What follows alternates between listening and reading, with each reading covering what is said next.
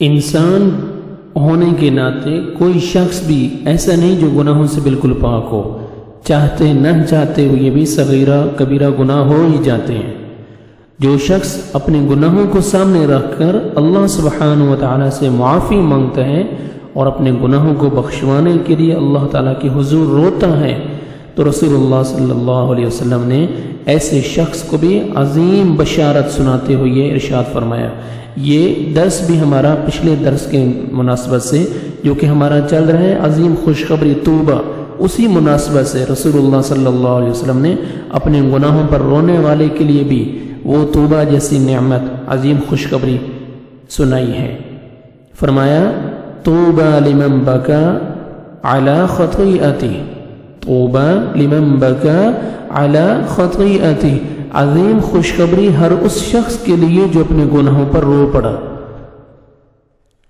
یہ تو ایک ایسی نایاب بشارت ہے کہ چند خوش نصیب ہی ایسے ہوں گے جو قیامت کے دن اس کے حقدار ٹھہریں گے، وگرنہ مسلمانوں کی اکثریت لوگوں پر کیچڑ اچھالنے میں مصروف ہے، خود کو کسی کی بھی کوئی فکر نہیں، کوئی فکر نہیں کسی کو خود کی۔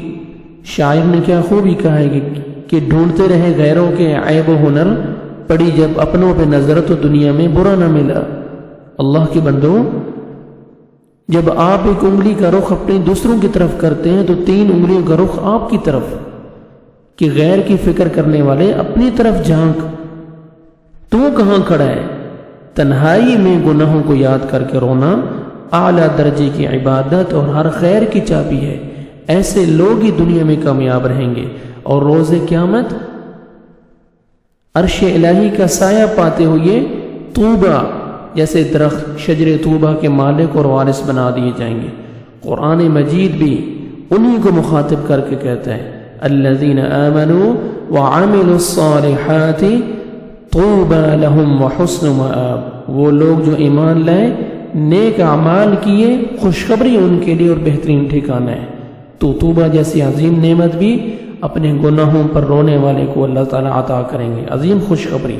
طوبى لمن بكى على خطيئتي، عظیم خوشخبری ہر اس شخص کے لیے جو اپنے گناہوں پر رو پڑا۔ اپنے گناہوں کو یاد کریں، اکیلے میں تنہائی میں نادم ہوں، شرمندہ ہوں، استغفار کریں، اللہ تعالیٰ سے رو رو کر اپنے گناہوں کو یاد کر کے اور معافی مانگیں۔